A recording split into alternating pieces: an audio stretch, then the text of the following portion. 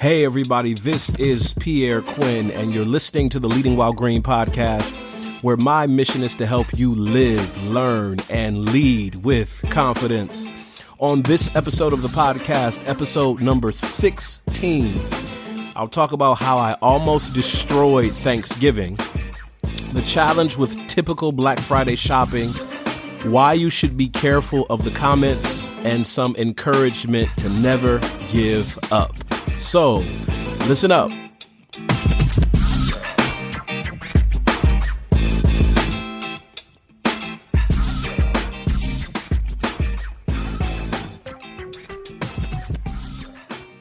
So we had a great time for Thanksgiving at our house, and we just had family just piled in here. I think there were 17 of us, 18 of us, 19 of us. I don't know. There were children everywhere. There were adults everywhere. And we had a good time for 3 or 4 days with family. And fortunately, we were blessed enough that we didn't kill each other. We survived. And it was a good experience with family, mostly my wife's side of the family, over the Thanksgiving holiday. But I wanted to really confess to you. I really love you guys, my podcast listeners. Wanted to confess to you that I almost single-handedly destroyed Thanksgiving. That's right. I almost single-handedly destroyed Thanksgiving. Now, when you think about the favorite Thanksgiving dishes, those that are on the list, that must-haves, I think for a lot of people, that turkey is a must-have. Thanksgiving, part of the Thanksgiving meal. For some people, it's the candied yams or sweet potatoes are a part of it's that must have. Like, it's not Thanksgiving without it. For some people, it's not Thanksgiving without sweet potato pie. Or some of you like pumpkin pie. I'm not quite sure what to say about you or how to diagnose you, but been a sweet potato pie guy my entire life. So there's a lot of people who think, sweet potato pie is, you just gotta have it. You just gotta have it. It's not Thanksgiving without sweet potato pie. And then there are some people who say, listen, we gotta have turkey. Yeah. We gotta have candied yams or sweet potatoes. We got to do something different with the sweet potatoes so that we can turn them into sweet potato pie. But listen, you absolutely, positively cannot have Thanksgiving dinner without macaroni and cheese. Now, I know we got different names for it: baked macaroni, macaroni pie. We're not talking about the stuff that you cook on top of the stove when you just melt the cheese and you serve it with sort of a wet texture. No, we're not talking about that. We're talking about the macaroni and cheese that you put in the oven and it gets, a little dark on top, a little crunchy around the edges. We're talking about that macaroni and cheese. There's no Thanksgiving without that macaroni and cheese. And so here's the Cliff Notes version of this story. I had some chicken in the oven, because we were cooking some chickens. It was a couple of hours before Thanksgiving dinner. We had some chickens in the oven. My wife was finishing off. Well, I think the macaroni and cheese had been in the oven for about 10, 15 minutes. It hadn't really even started to come together yet. He had mixed it, spending her time mixing it and melting the cheese and putting her seasoning, spices in and all that stuff. So it was inside the oven, and I had some chicken in the oven, and I was trying to get the chicken kind of, prepped a little, doing my thing with the chicken. And I go to the oven and I say, okay, macaroni and cheese has been cooking for a little while. Let me put the macaroni and cheese on the bottom rack of the oven, and I'll put the chicken on top rack of the oven. No, or maybe it was the other way around. No. I was trying to put macaroni and cheese on the bottom and chicken on the top. Yeah, that's what happened. And as I was holding the pan for the macaroni and cheese, and I didn't have the little mittens, I was just using 2 kitchen towels, as I always do in the kitchen. Usually you just grab a kitchen towel, you grab the pan by the edge and you move it around. No big deal, right? Well, as I was holding the pan of macaroni and cheese, the pan slipped out of my fingers, slipped out of my hands. Like, I'm holding it on the corners the way I normally do, and I have these kitchen towels, and it just slips out of my fingers. And you could have heard a pin drop. There were a few people in the kitchen, and you could have heard a pin drop as the entire pan just in one pile just fell on top of the kitchen mat we had on the kitchen floor. And I think I stood there for about 10, 15 seconds. I think some people in the kitchen wanted to start crying because we were anticipating the taste of that macaroni and cheese. And I felt terrible. I felt terrible as I had to scoop this pile of macaroni and cheese off of the kitchen mat and into the trash, and this collective sigh. And I think shortly after I dropped it, my daughters came in the kitchen and said, "What happened?" And they looked down at the floor and they saw the macaroni and cheese, and they said, "What are we gonna do?" And they were authentically upset. So, luckily enough for me, my wife was willing to jump back into the kitchen and to mix up another pan of macaroni and cheese. And she kept saying, this is not going to be as good as the first one, but at least we have one. And just having to wrestle with the rest of the day, knowing that I messed up, like I almost messed up Thanksgiving dinner. And that's the thing about messing up. It's a choice in how you recover. Now we're talking about Thanksgiving dinner. It's a big thing. Family around, friends are around. And I know it's macaroni and cheese. It's kind of a first world problem, but it's a staple of Thanksgiving dinners across the country. And it was very important for me because I felt bad. I felt terrible. How did I recover from that? How do you get leadership principles out of dropping macaroni and cheese? Number one, embrace the fact that you messed up. This was my fault. It was no one else's fault. I could have said, "Okay, babe, you should have did the double pan because those aluminum pans that they sell at the store are a little flimsy. You should have did this. You should have did that." But no, it was my fault. I dropped the macaroni and cheese. Number two, clean up what you messed up. I literally got down on my hands and knees and cleaned up the mess. It became a mess after it hit the floor, and wiped down and scrubbed the mat and put the mess into the trash. And then three, I offered to help fix it. Now I can't make macaroni and cheese like my wife, but I can help. I can start the water. I can stir the noodles. I can check on it once it's in the oven again. So when it's a major fail, own it, embrace it. Don't try to pass the buck and put it off on somebody else.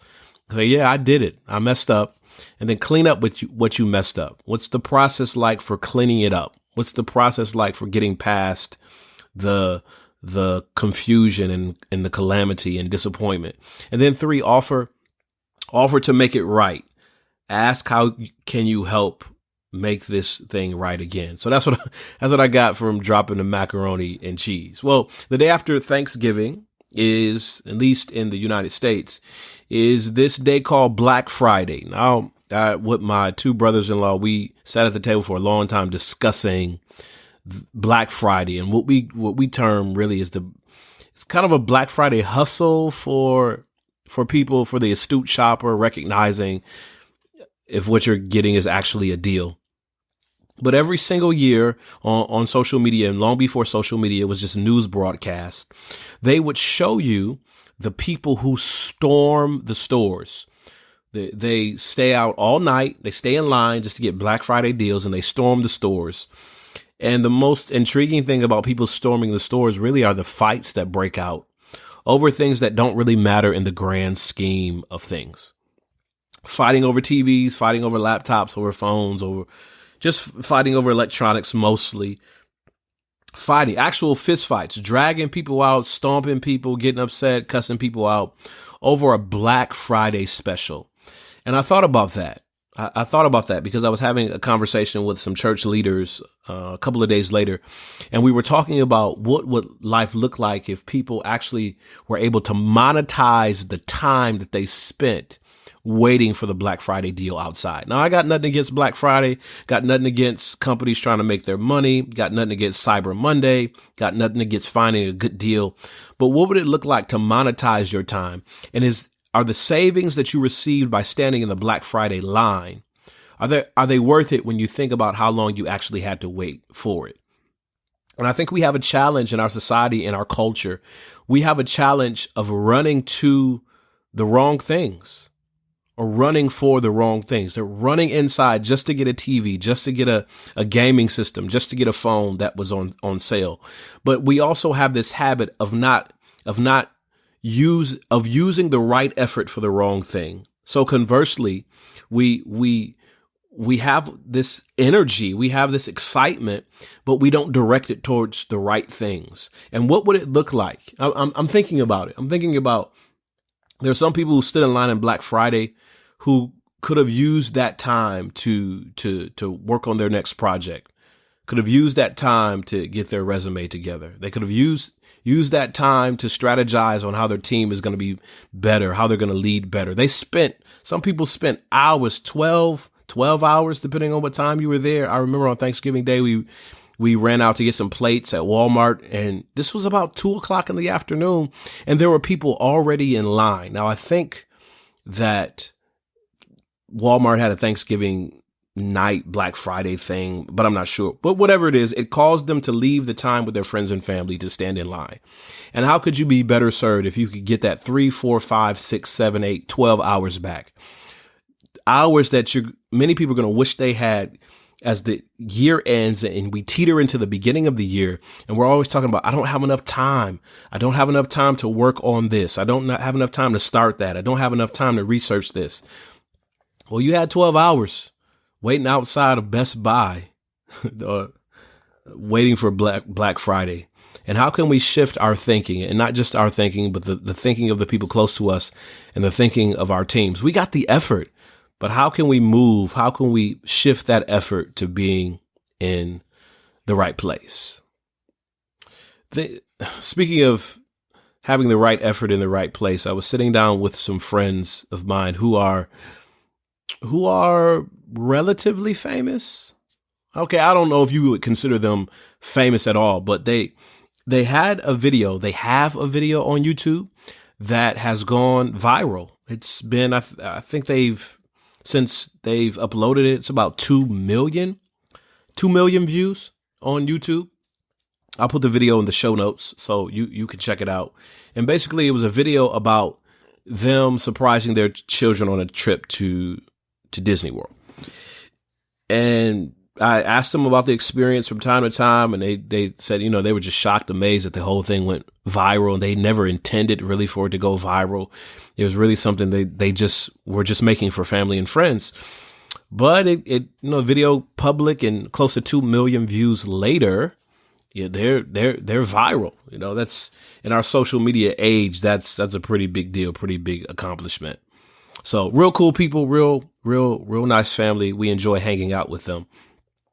As we talk about this experience of having this video that's going viral, one of the things that really gets to them is when they talk about or when they reference the comment section of the video.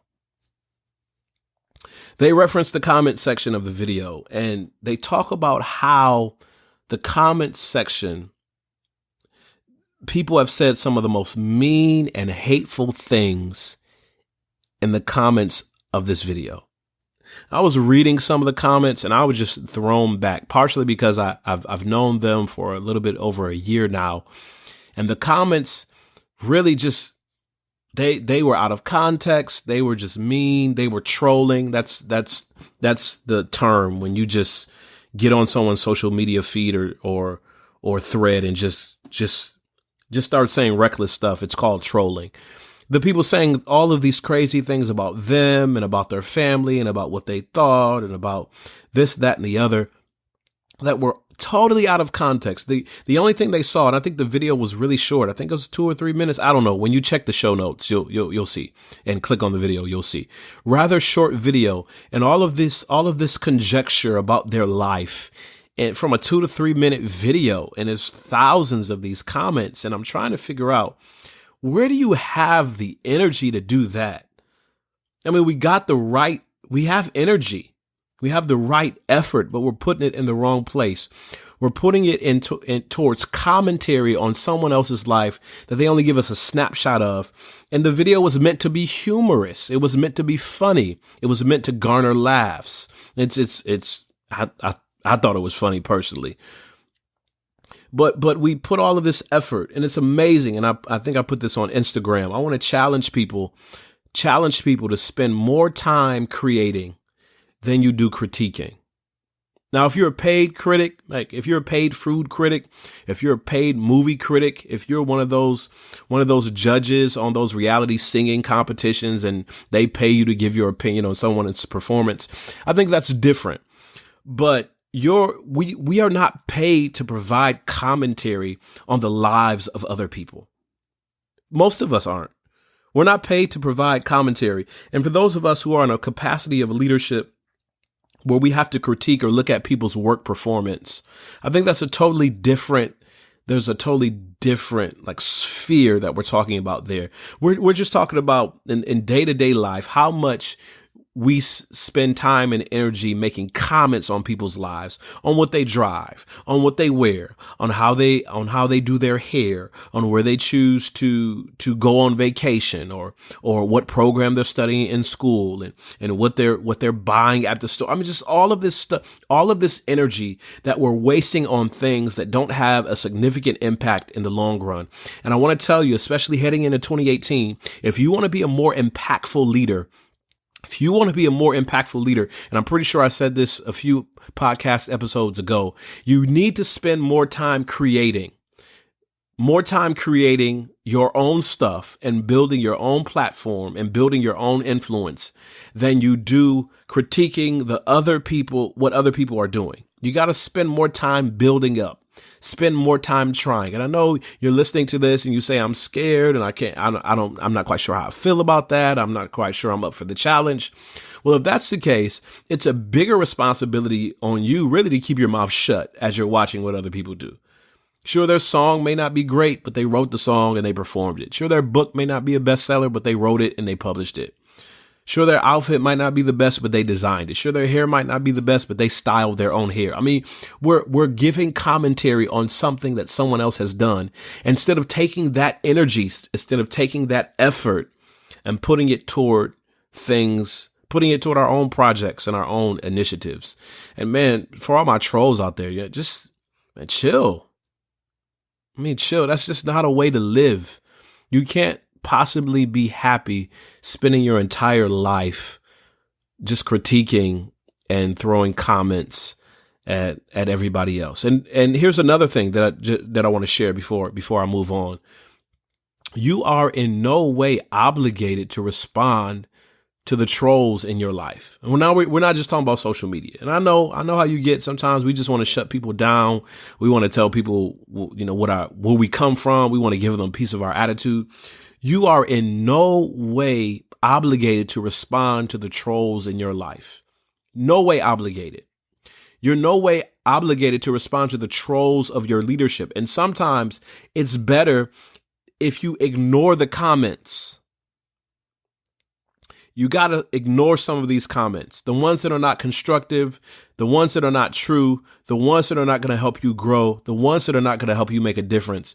You got to ignore those comments, because honestly, some people complain just to complain, and the complaint has nothing to do with you personally. If it was somebody else in that role or responsibility, if it was somebody else who made a video, if it was somebody else eating in the restaurant, they would complain just the same. So some of these comments, and I know people are disparaging and they put things on and people egg them on. It's kind of growing up. Kind of how it was growing up before this whole social media thing. I'm an 80s baby, where you would be in public and somebody would say something about you or about your family or about your mom. And those watching would say, ooh, try to egg the conversation on, try to really agitate you so that you would fight. And I learned that you don't have to respond. You don't have to respond to the people who are consistently trying to agitate you. Now, every once in a while, I'll be honest, you got to shut people down. You have to let people know that they can't treat you that way. But if you try to spend your entire life fighting back against the negative comments or disparaging comments about you, you will lose that battle. And some comments you're better off ignoring, because when you give attention, you kind of fan the flames and keep people going. So I got one more thing to share with you on this podcast, and it comes from college basketball. Now, I'm a basketball guy. I've let you know this on this podcast several times, and I really I have a slight preference for college basketball than I do for the NBA, partially because of the intensity of the college basketball game for 40 minutes versus, when you watch an NBA game, you can watch the players just take plays off and just kind of check out, kind of just casually stroll up and down the court. And I don't understand it. Maybe it's partially because you've reached the pinnacle of success. You're playing at the highest level of basketball. You're making millions of dollars. Or maybe it's just a different reason altogether. Maybe just you were having a bad day or a bad night or something else was going on in your head. Anyway, I give the slight edge to college basketball because I like the intensity of the games, and I'm looking forward to March Madness. I watch quite a few games during March Madness. I don't do brackets anymore, predicting who the winner would be, but I do pay pretty good interest to the game. Now, believe it was last Saturday night, it was November 25th. The University of Alabama men's basketball team was playing against the University of Minnesota men's basketball team. And I'll put a link to this story and video in the show notes so you can check up on this. So near the end of the game, there was a fight. And because of the fight, I think the entire bench for the University of Alabama was ejected from the game. So I can't remember how early in the second half this occurred, but the entire bench was kicked out of the game. So University of Alabama has to play the rest of the game with 5 players. Well, while they're trying to play the game with 5 players, 2 foul out. 2 foul out. Is it 1 or 2? Well, players foul out. I remember seeing in the video, they walk off the court. And for the last few minutes of the game, listen to this. For the last few minutes of the game, not last few minutes. I think it was more than 10 minutes. The University of Alabama is playing a basketball game, the game that's designed to be 5-on-5. They're playing the basketball game with 3 players. They're playing the basketball game. Are you listening to me? 5-on-5 basketball. They only have 3 players left. And one of those players happens to be a guy by the name of Colin Sexton, who just lit up the University of Minnesota. Now, the University of Alabama did not win that game. And you didn't really expect them to win because they only had 3 players. But what was unexpected was the final score of the game. The final score of the game was 89-84. Did you hear me? The final score of the game was 89-84, and the University of Alabama lost the game by only 5 points, playing a good chunk of the game with only 3 players. And if you watch this game, they developed this strategy, and watching the last few minutes of this game, Colin Sexton just went crazy, just went nuts. He was hitting everything. But what would it have looked like had Colin and his other 2 teammates given up when they were the only 3 players on the court? Only 3 players on the court. What would it look like if they had given up? Odds are insurmountable. Everyone's saying just walk off the court, just give the game up. But I think Colin scored 40 points that night. Yeah, 40 points in a loss, but 40 points in a tremendous amount of heart. 40 points in a demonstration that I'm not going to quit. 40 points. I know the odds are stacked against me, but I'm going to keep going. And I'm telling you, they're going to talk about that story for the rest of the year and even for years to come, how the University of Alabama only lost the game by 5 points. Not the University of Alabama won. University of Minnesota won by five. Nope. The story is how the University of Alabama lost by 5 points, and they only had 3 players left at the end of the game, and Colin Sexton scored 40 points. What I'm really looking forward to is the next game for the University of Alabama. I believe they play tonight, November 29th. is today's date. I believe they play tonight. And I'm looking forward to watching how what Colin and his teammates, just their intentionality and their perseverance, how that rubs off for their team for the next game. How those players that were ejected were watching from the locker room and cheering them on and chomping at the bit to get back in the game. And how that's going to create a dramatic carry. I don't do predictions. I don't do sports betting, but I think University of Alabama is going to come out with an amazing resolve and play extremely hard. I think the rest of the players on the team are going to have to make it up to those three guys and give it their very best. And I want to see the score. If I remember on next week's podcast, we'll reference and talk about what the score of the game was in this game after that epic game of finishing with only three players and only losing by 5 points. But it's a reminder to us, just keep going. Keep going, even if you're in what seems like a losing battle and a negative outcome. Keep going and keep fighting, because how you carry yourself in the moments where you fail, how you carry yourself in the moments of a loss, have an impact. They sometimes even have a greater impact than how you carry yourself in a win. How do you carry yourself after you drop the macaroni and cheese and almost destroy Thanksgiving dinner? How do you carry yourself when you mess up the project, when you mess up the program, when you mess up the initiative? How do you carry yourself when you bomb a speech? How do you carry yourself when you drop the ball and it was your mistake? Do you pick yourself up? Do you keep fighting? Do you keep growing? Do you keep trying? Or do you give up? And conventional wisdom says University of Alabama should have given up when there were only three players left. But they didn't. They kept going, and they played to the end. And I want to challenge you to play to the end. I have no idea what you're working on right now. And I know but I do know my fair share of failure. I know my fair share of starting projects and being so excited about the project and releasing the project and nobody being interested in it, nobody buying it. I did a couple of book signings where nobody showed up. I think I had a book signing. One of my friends went with me, and we had 2 people in the audience, and we drove 2 hours to get there. So I know what it's like to bomb a presentation, to walk away having people saying, "Now, what exactly was that?" I know how it is to miss a deadline or to mess up in a big project.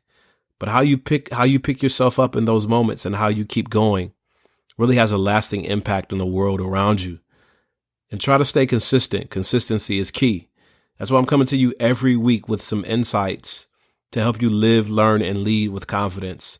And also to help you kickstart 2018 as a leader, I want you to download my 2018 Leaders New Year Action Guide. You can see that on the show notes. You can see that on my blog, pierrequinn.com. A set of questions to answer, a series of phases to help you make better decisions in 2018, because good leadership is all about the decisions that you make. Hey, that's all I got for this episode of the Leading While Green podcast, where my mission is to help you live, learn, and lead with confidence. Hope you've enjoyed this episode and all of the ones that have come before this.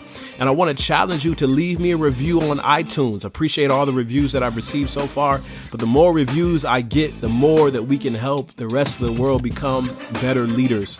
So leave me a review on iTunes and check out my blog, pierrequinn.com, for more leadership insights. Until then, take care and God bless.